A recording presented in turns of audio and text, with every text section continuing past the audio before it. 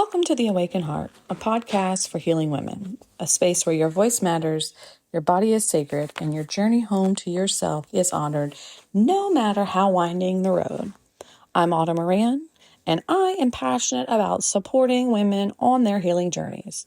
As a licensed professional counselor in Texas, I provide trauma-informed therapy for clients in my private practice, specializing in work with neurodivergent women and trauma survivors.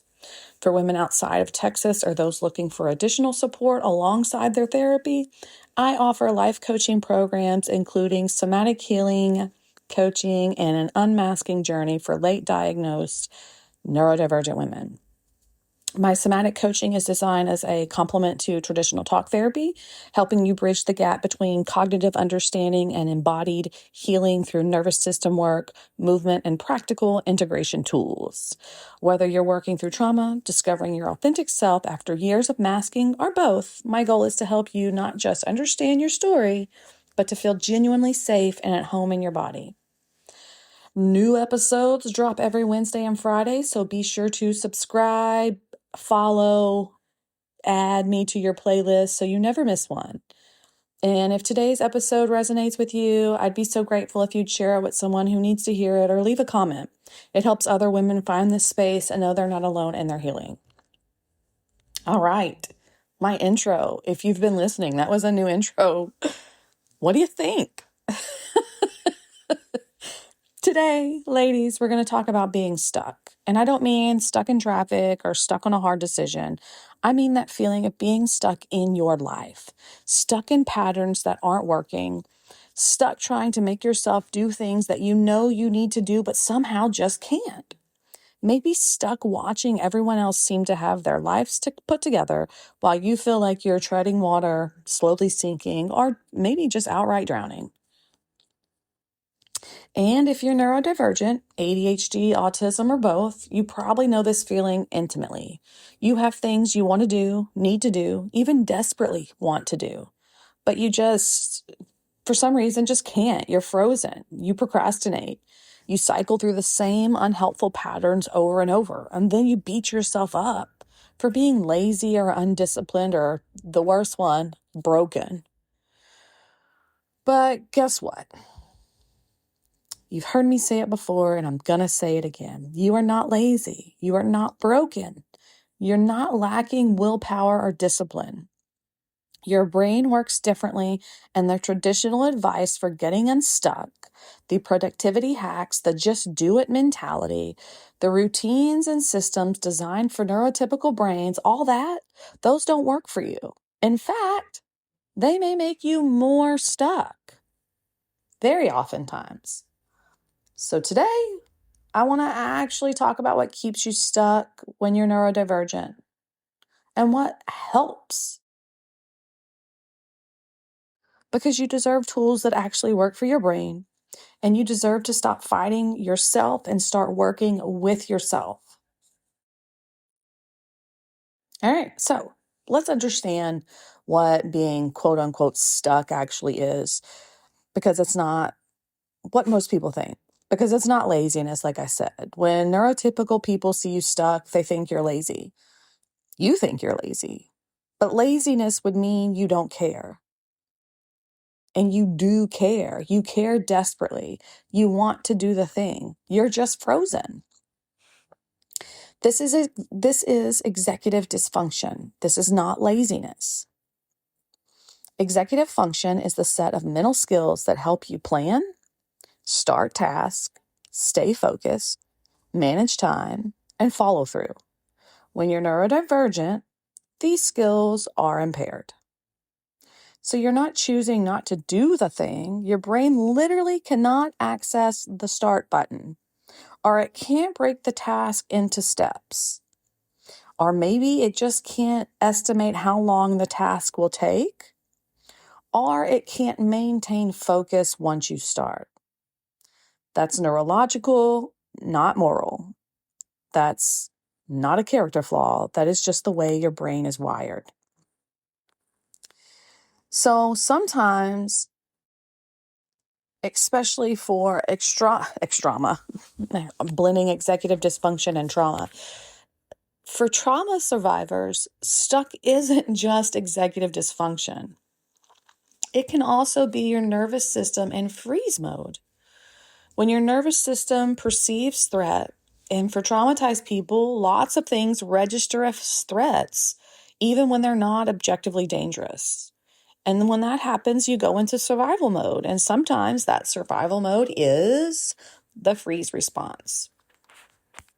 You're not moving forward because your nervous system has immobilized, right? It's you're immobilized, it immobilizes you. This can often happen when a task has triggered you to feel shame, perfection, or fear of failure. Your nervous system just says, "Oh, I perceive a threat and I'm shutting down." Also, it can be a part of being part of being part of practicing for perfectionism. That wasn't perfect. Many neurodivergent people, even maybe especially for those who are undiagnosed or late diagnosed, they develop intense perfectionism as a coping mechanism. This is where you have learned that you had to be perfect to compensate for being quote unquote different. You had to work twice as hard to get the same results, and you could not afford to make any mistakes. So now, when faced with a task, your brain says, if I can't do it perfectly, I shouldn't do it at all. And since you can't guarantee perfect, you don't start. You're stuck in the gap between your standards and your capacity. Sometimes this stuckness is about all or nothing thinking, about unhelpful thinking patterns. And ADHD brains, let's just say maybe neurodivergent brains, tend toward the black and white thinking. It does come up a lot with ADHD, but I've seen it in just neurodivergently speaking. It's either perfect or it's garbage. You're either doing everything or nothing. The task is either completely done or it doesn't count. This makes you stuck because most of life exists so much in the middle, so much in the gray. Most progress is incremental, messy, and imperfect, but your brain doesn't recognize that as valid. So you stay frozen waiting for conditions that allow for all of it, which will never come. And what about decision paralysis, decision fatigue? Too many options, you're stuck. Not enough information, again, you could be stuck. Too much information, also very stuck. Afraid of making the wrong choice, super stuck. So our brains struggle with decision making because we can see too many possibilities. We struggle to prioritize and we fear closing off options. We can struggle because we need more information to feel safe making a choice, or because unexpected outcomes feel threatening to us. So you get in that analysis paralysis, researching forever, never actually deciding. And then you've got the whole failure of task initiation. Like, even when you know what to do and want to do it, your brain can't generate the activation energy to start. The task is sitting right there, you're sitting right there, and somehow the two of you cannot connect. You need some external trigger, some deadline, pressure, some burst of interest, something to jumpstart the engine. But when that's missing, what happens? We're just stuck. What about overwhelmed shutdown? When there's too much to do, your brain might just simply shut down entirely. The to-do list is so long, the task is so big or complex, and your brain goes, nope, too much, system offline, click.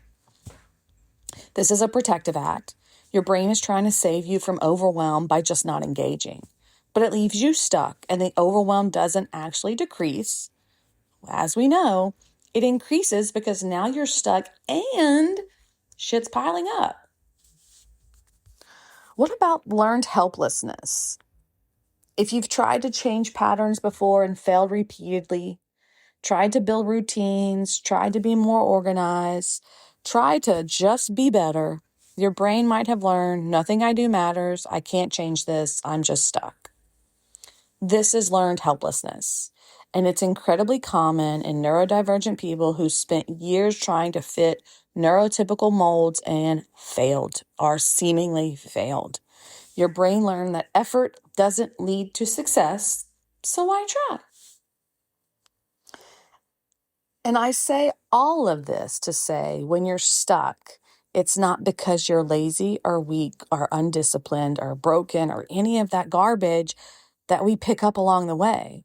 It's because your brain works differently. And the neurotypical approaches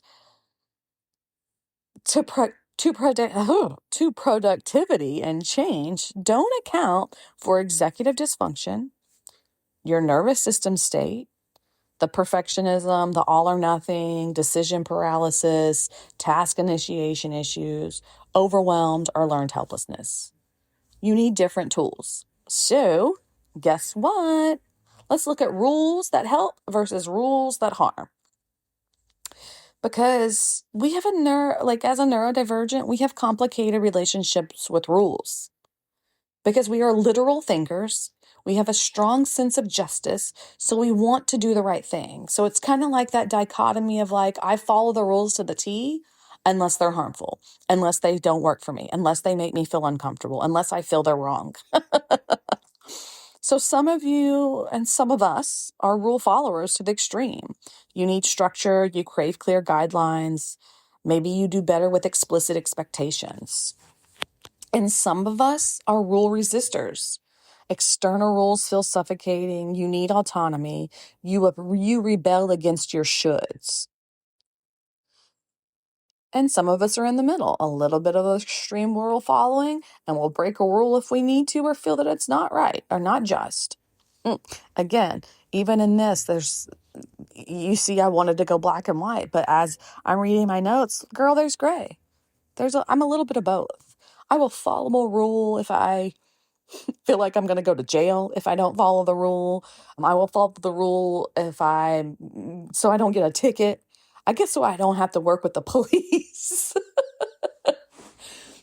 But I can't think of a rule I don't follow.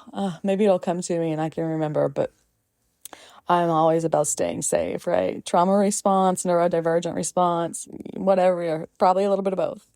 Anyways, sorry. But regardless of which camp you're in, there are rules that help you get unstuck and rules that keep you stuck. Okay. So what about this rule? Quite harmful. I have to do it perfectly or not at all. This rule guarantees you'll stay stuck because perfect is impossible. Perfect doesn't account for your energy levels, your executive functioning, your capacity on any given day, or your nervous system state. This rule is simply coming from trauma, from being neurodivergent in a world that punished you for being different, from internalizing that you have to compensate by being exceptional. But guess what? It's keeping you frozen, my dear. What about the harmful thing we say to ourselves, I should be able to do this easily like everyone else? This rule is based on a false premise that everyone else finds things easy. They don't. And more importantly, you're comparing your internal experience to other people's external presentation. You have no idea how hard they're working or struggling internally. Your brain is wired differently. Some things that are easy for neurotypical people are genuinely harder for you. That's not failure, that's neurodivergence. And comparing yourself to a neurotypical standard keeps you stuck in shame. Yuck. What about if I can't do it every day, there's no point in starting? Ooh, talk about a regimen, a self-care, a routine, and trying to get those going and you miss a day. That's all or nothing thinking disguised as a rule. That is dysfunctional thinking, unhelpful thinking disguised as a rule. It says consistency is all or nothing. But that's not true. Doing something twice a week is infinitely better than doing it 0 times a week. This rule keeps you from starting because you can't commit to every day, so you don't start at all. But inconsistent action is still action. Imperfect consistency, guess what? It's progress. This one gets us stuck. This is a good one. I like this one. This is a bad rule. This is a harmful rule. I have to feel motivated to start. This rule keeps you waiting for a feeling that might never come. Motivation is unreliable, and that's especially true for ADHD brains. You can't count on it. This rule keeps you stuck because you're waiting for the quote unquote right feeling before you can act. But action often creates motivation, not the other way around. What about this one? I got some goodies. I wrote down some goodies. I should be able to do this without help. This rule is rooted in shame. Needing help means I'm weak or incapable. But that's not true. Everyone needs help. Neurotypical people just have systems and structures built for their brains already in place, so they don't recognize it as help. You needing accommodations, support, body doubling, external structures or mechanisms, that's not weakness. That's knowing how your brain works and using tools that help. I hear this one often. I need more discipline, more willpower. That's the answer. This rule fundamentally misunderstands neurodivergence. You don't lack discipline or willpower. You lack executive function support. You lack the nervous system regulation. You lack systems designed for your brain. Beating yourself up keeps you stuck in shame, which actually makes executive function worse.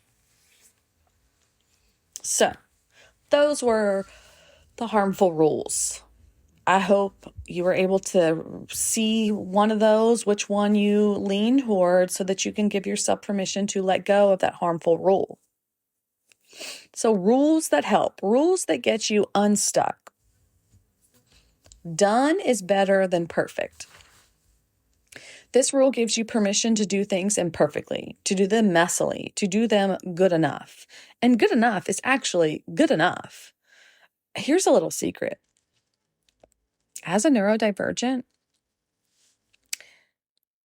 most of the time, I'm not saying I'm 100% here. This is just my observation. This is not evidence-based research or a statistic I picked up.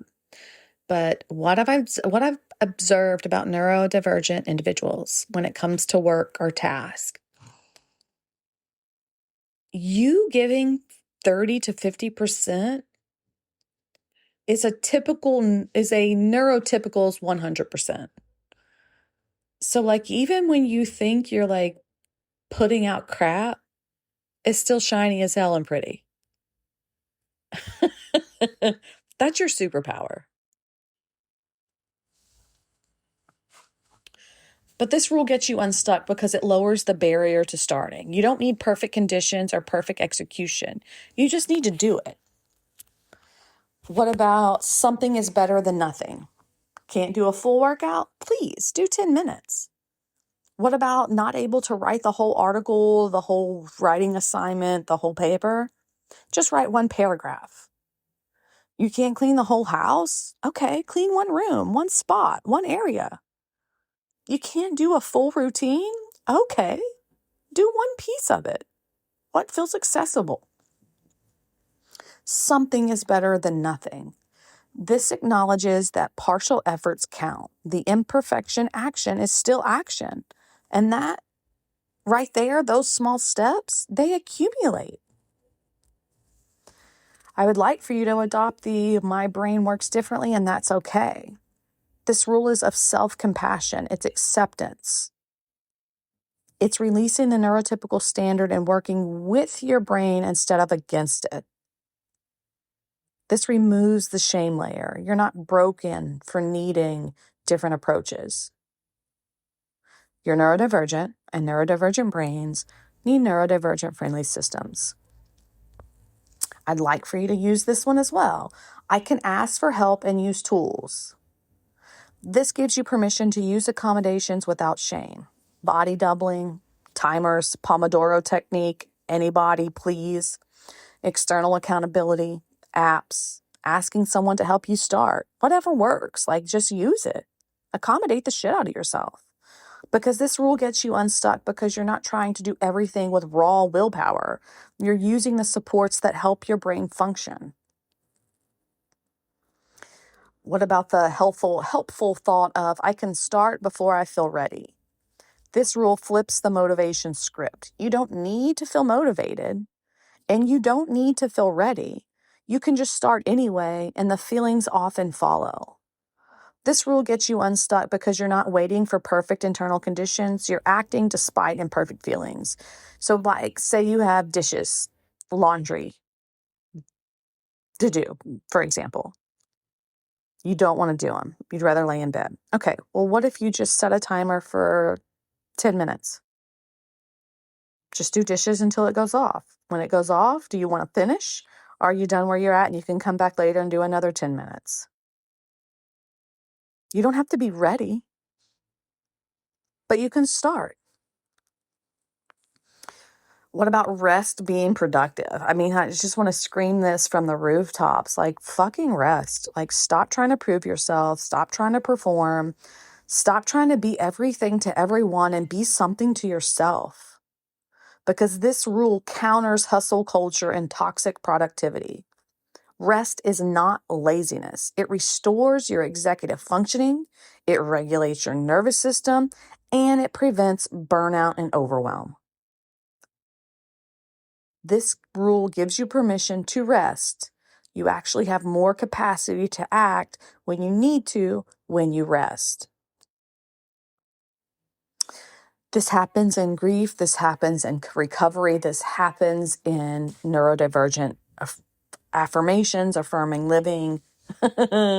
Accommodations is what I'm searching for. Progress is not linear, is what I'm trying to say. This gives you permission to have bad days, to have setbacks, to have plateaus without interpreting them as failure. Progress is messy. It goes up and down all around, and that's normal. This helps you not catastrophize setbacks. You see them as part of the process, not proof that you've done wrong, not proof that you're failing.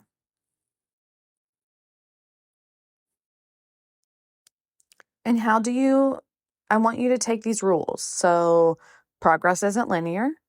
Rest is productive. I can start before I feel ready. I can ask for help and use tools.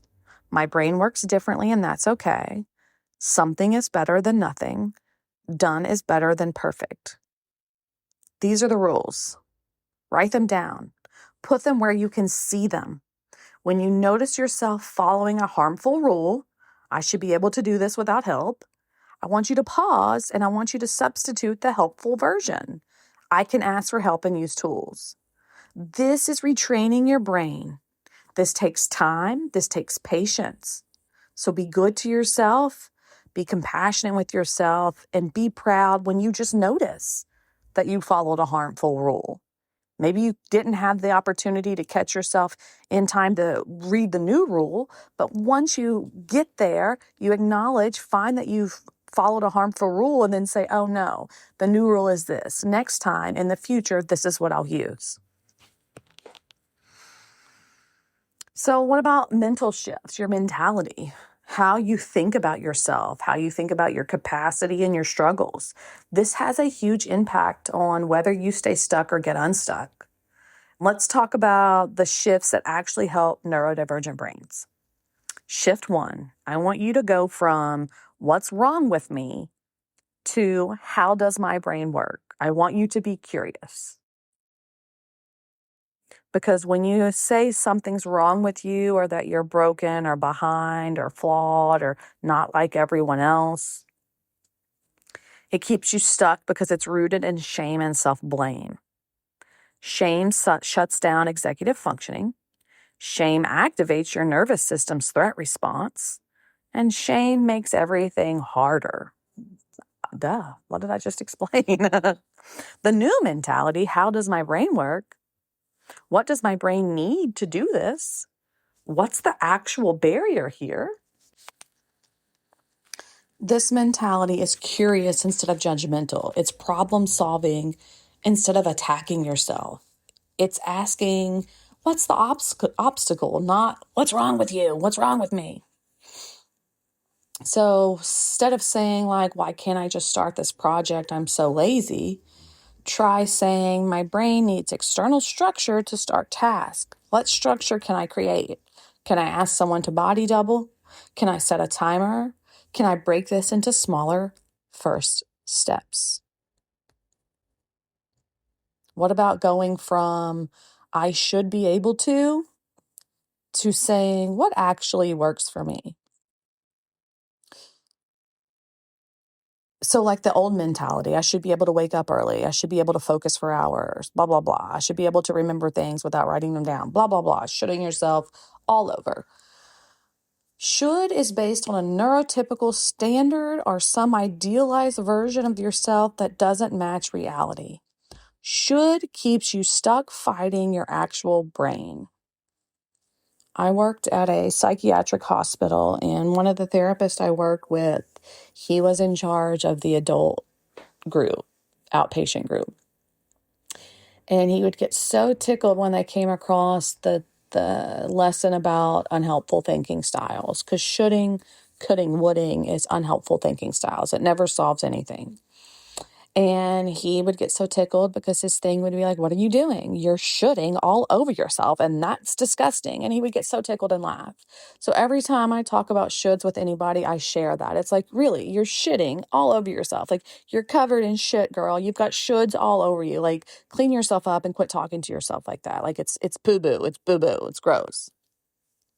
And the new mentality, what actually works for me, what actually works for my brain, your energy patterns, your capacity, your nervous system needs.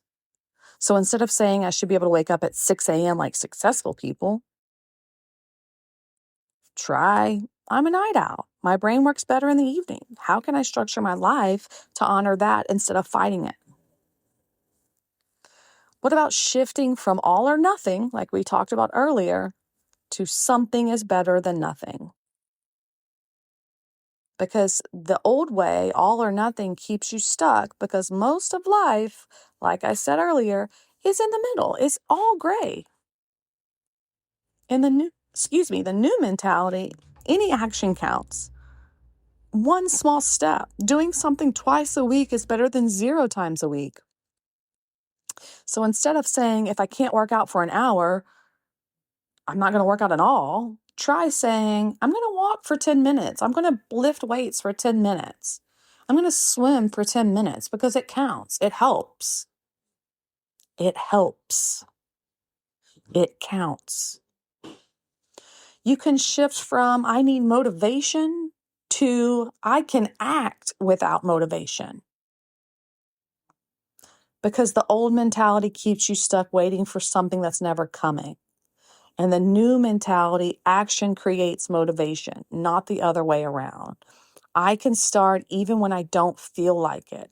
And often the motivation follows once you're in motion. So instead of saying I'll clean when I feel motivated, try I'll clean for 5 minutes, regardless of how I feel, and see what happens. Oftentimes, this starts creating the dopamine, the momentum, especially if you have lighting or just maybe natural light coming in and all overhead lights off, maybe have a good playlist or something to watch or listen to, that dopamine will go.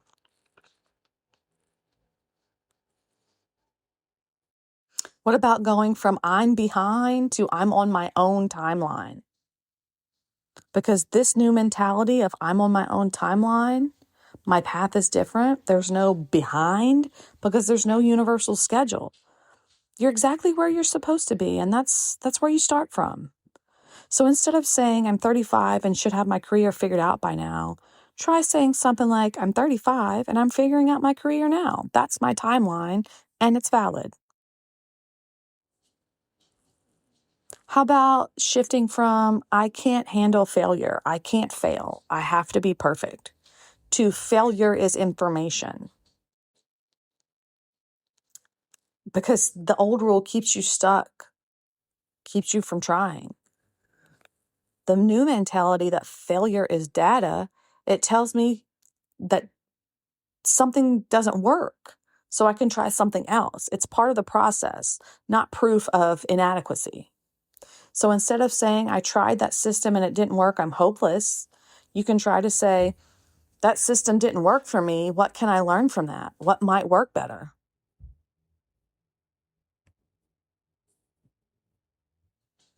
These mentality shifts can take practice. Your brain will default to old patterns, especially when you're stressed or overwhelmed. And that's normal. Notice when it happens and gently redirect to the new mentality. And over time, the new patterns become more automatic.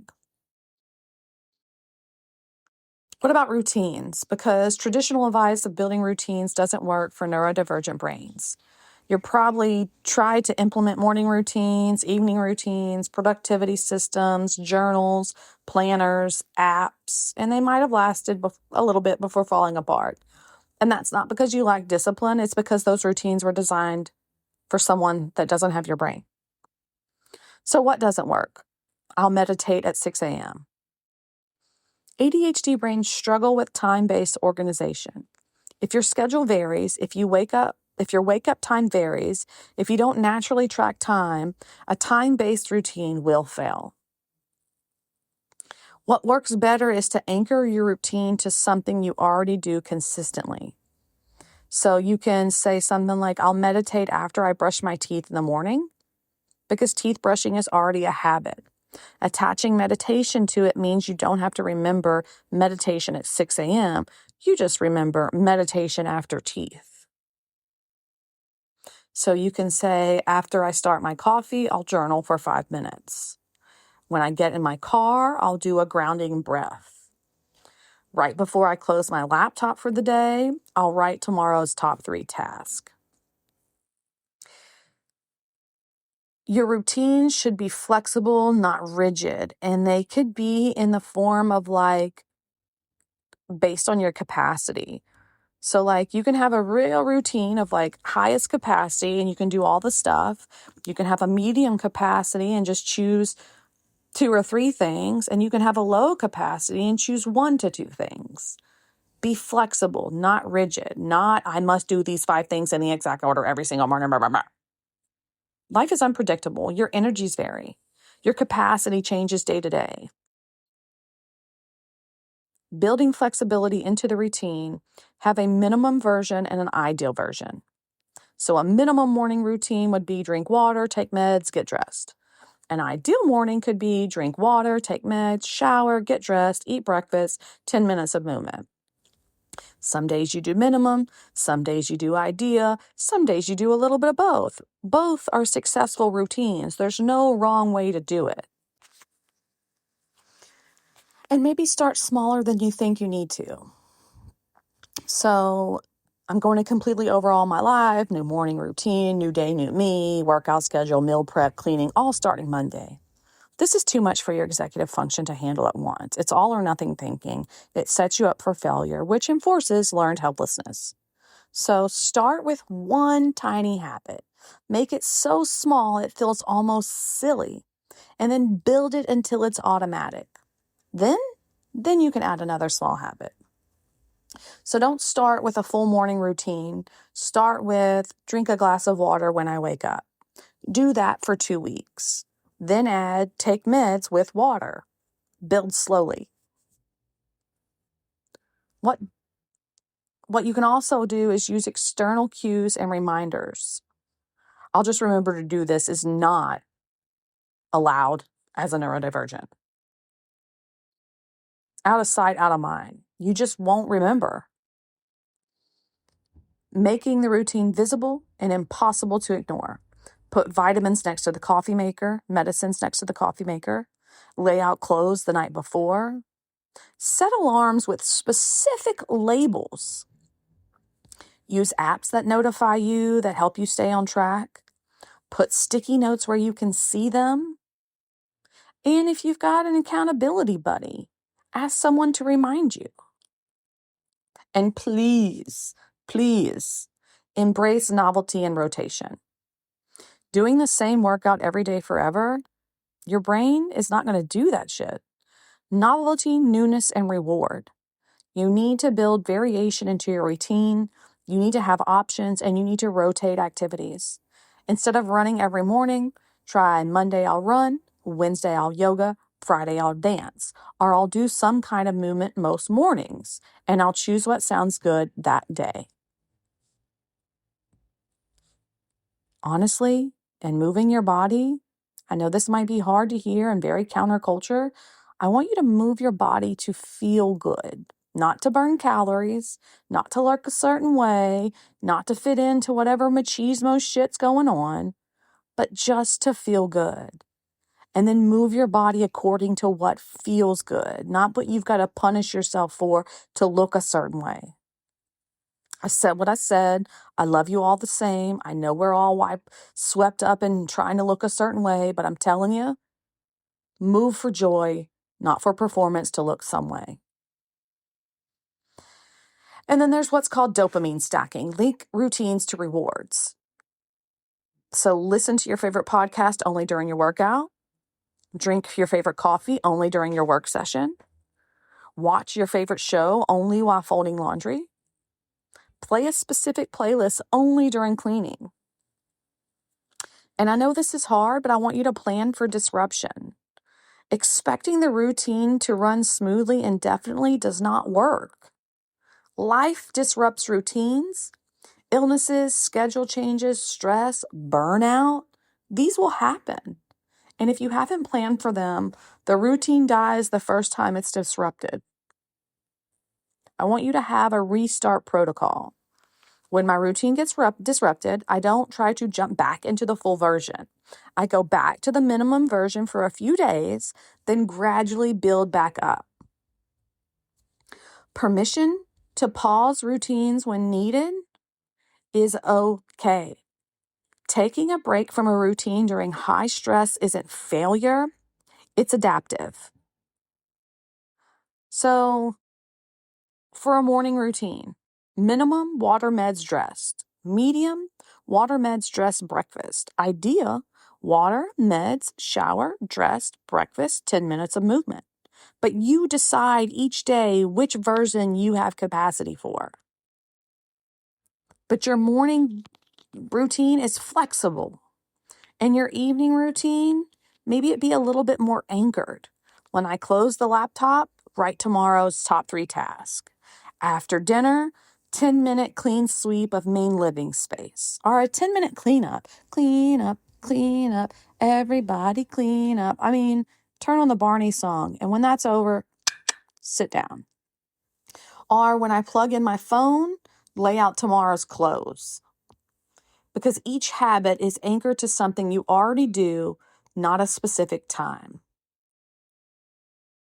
And maybe have a weekly reset. So I read the book. What was that book I read in undergrad? It was The 7 Habits of a Highly Effective People. And the one thing that I took from there was weekly planning. Every Sunday or Saturday sometimes or Friday, because I've done this forever, but every Sunday was what I started. I would sit down, I would open my planner, open my calendar, whatever I was using at that point in my life, and I would plan. I would plan my meals. I would plan my grocery list. I would plan, sometimes Sunday I would do my laundry. It doesn't matter what order, it doesn't matter exact time, just something during a Sunday window, a weekly reset. The key is that your routines should serve you, not enslave you. If a routine makes you feel worse, change it. If it stops working, adapt. If you're not failing the routine is failing you, and you get to modify it. So what about habit formation? Where was I? I did a training, and the guy said that now it takes 66 days to create a habit. Was the latest statistic. And then when I apply that to a neurodivergent brain, I just say, give yourself 120. I mean, your barriers. You've got task initiation. You don't have the activation energy even when you want to. So the solution is to lower the barrier to starting to almost zero. Want to build a reading habit? You don't start with reading 30 minutes. You start with open the book. Just that. Opening the book is the habit. If you read after opening it, great. If not, you still did the habit, opening the book. Want to build an exercise habit? The habit is to put on workout clothes, not the workout itself, just getting dressed. If you exercise after that, bonus. But the habit is the tiny step first. And then you have the other barrier of a working memory. You forget habits exist because they're out of sight, out of mind. Your solution is to make the habits impossible to forget. Physical cues, put your yoga mat in the middle of the floor. Phone alarms with specific labels.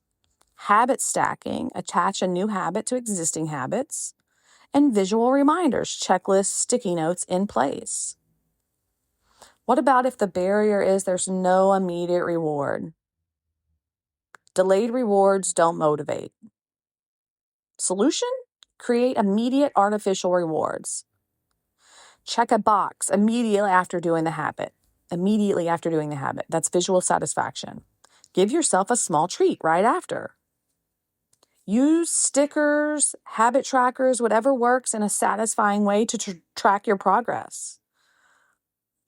Celebrate the micro wins. And this can be a literal yeah, I did it.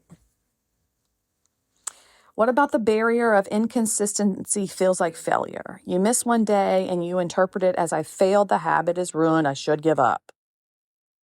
Missing one day doesn't erase previous days. The goal is progress, not perfection. Inconsistent habits are better than no habits. Twice a week is a valid habit frequency. Getting back on track after missing days is the actual habit. So what is habit stacking? After existing habit, I will a new tiny habit. So after I pour my coffee, again, I will take my vitamins. After I brush my teeth, I will do 30 seconds of stretching. After I start my car, I will take 3 deep breaths. After I close my laptop for the day, I will write tomorrow's top task. So I've got the same examples, but it's just like after I make my bed, I'll stretch for a few minutes. While I'm taking a shower, I will meditate. I want you to habit track, like whatever way that looks like, with an app, with a calendar, with you just writing something. You can do non-judgmental tracking. Just mark the days you did it. Don't mark days you didn't. Focus on accumulating marks, not avoiding gaps. Track your streaks, but give yourself a grace day. You get an X number of grace days per month. So frequency goals instead of daily goals. I want to do this 3 times a week, not I want to do this every day. And then track the frequency, not daily performance. And use apps based with rewards. I use the Finch app, Finch. It's this little bird. You write all the self-care that you want to do or your daily task. And then when you do it, you get coins. And with those coins, you can buy it clothes. You can decorate its house. You can send stuff to friends. I fucking love Finch. I am I think I'm on 400 or 500 days in a row. It has really helped me take care of myself and do some things that used to be hard. And then if you get bored, novelty, newness, and reward. Rotate your exercises, rotate your habits. The structure stays the same, but the content varies. 10 minutes of movement is the habit, but you get to choose which day. And give yourself permission to evolve. Habits aren't forever. If a habit stops serving you, it's okay to change it.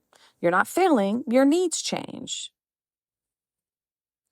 So give up if you genuinely hate it and it's making you miserable. If it's not aligned with your actual goals, you're just doing it because you should. Give it up if it's requiring so much effort it's depleting your resources. And give it up if it's a source of shame rather than support. Habit formation when you have executive functioning challenges is different. You're not building habits the way neurotypical people do. You need more support, flexibility, forgiveness, and more external structures. So I want you to identify where you're stuck. What type of stuck is it? Executive dysfunction? Can't start, can't plan, can't focus? freeze response, nervous system shutdown, perfectionism paralysis, all or nothing, decision paralysis, overwhelm, or learned helplessness. And identify the harmful rules you're following. I have to be perfect. I need to be motivated first. I should do this without help. What else is coming up? What harmful rules do you have? And then I want you to substitute the helpful rules.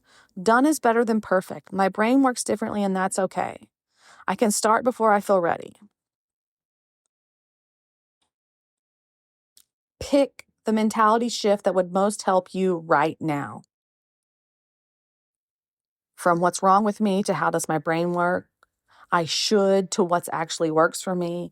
All or nothing to something is better than nothing. I need motivation, changing that to I can't act without motivation. From saying I'm behind to acknowledging that you're on your own timeline. Practice just one shift for this next week. Notice when you're in the old mentality and gently redirect it.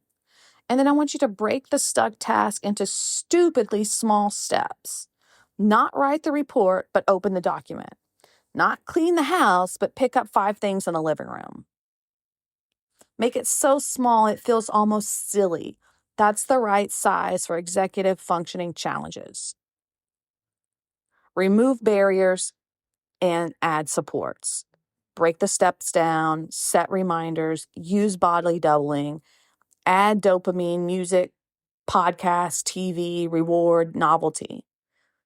Do the minimum version and get very specific. Do you need a timer, an alarm, accountability partner, body doubling, rewards? Do you need to break it into smaller pieces? Do you need external structures, sticky notes, whiteboards, accountability buddy? I already said that. Professional help and accommodations, a life coach to help you unmask, to help you get your executive functioning to function. And expect imperfection. You'll miss days. You'll do it imperfectly. You'll want to give up. This is normal. This doesn't mean you're failing. Plan for it. What's your minimum version when things are hard? How will you restart after missing a day? That would be with grace, not guilt. Who can you reach out to when you're struggling? And how will you talk to yourself when you have setbacks? I hope that's with compassion, not criticism. And always, always adjust as needed. The plan isn't set in stone. You can and will adjust. If it's too hard, make it smaller. If it's too boring, add novelty. If it's not working, try a different approach. If you hate it, change it. If you're stuck right now in your routines, in your habits, patterns in your life, I want you to hear this. I've said it and I will say it and I will shout from the rooftops. You are not lazy, broken, or lacking discipline or willpower. Your brain simply works differently, and the systems and advice designed for neurotypical brains simply don't work for us. We need different tools. We need rules that help instead of harm. We need mentality shifts that work for our brain, not against it. We need flexible routines. I'm not here to say just try harder. I'm here to give you practical tools that work for neurodivergent brains. Start stupidly small. Pick one thing from this episode and implement it this week. Just one. Maybe it's replacing one harmful rule with a helpful one. Maybe it's breaking one stuck task into micro steps. Maybe it's building one tiny habit, whatever it is. Just start there. And please be patient. Getting unstuck isn't a straight line. You'll have good and bad days. This is all part of the process, and none of it means that you're failing. You're learning how to work with your brain instead of against it. And that takes time, that takes experimentation, and that takes self-compassion. And you can do this. You can get unstuck. You deserve to stop fighting yourself and start supporting yourself. I'd love to hear from you. Do you got a question? Please message me. Want to help more women hear this episode and supporting me by helping my podcast grow? Please comment, leave a review. I believe this helps me show up in searches and helps me spread the word without being on social media at this point in my time and my life. Will I get on there? Maybe if someone manages it for me, but I personally can't create and come up with and engage in social media. That is a lot of spoons right now. Anyways, so if you could support me by sharing this, talking about it, sharing an episode, or just simply having a conversation about what you've learned and where you've learned it, I'd appreciate it. Want to work with me? In my private practice, I work with clients on their healing journey through evidence-based therapy, trauma recovery. I also offer life coaching programs for women nationwide, including an unmasking program for late diagnosed neurodivergent women and a somatic healing program designed to complement your existing talk therapy. If you're already working with a therapist on trauma recovery, my coaching can help you integrate the work into your body through movement, breath work, and nervous system regulation. Because healing isn't just about understanding your story, it's about feeling safe in your body again. Click on the link in the show notes to book a free 15-minute consultation. But until next time, my dears, I want you to know that you are never too much, never too late, and you don't have to figure it out all alone. I'm right here every Wednesday and Friday to help you heal, to help you grow. May you be happy and free. May our healing ripple outward to bless the world with happiness and freedom. Take care of you, and I'll see you soon.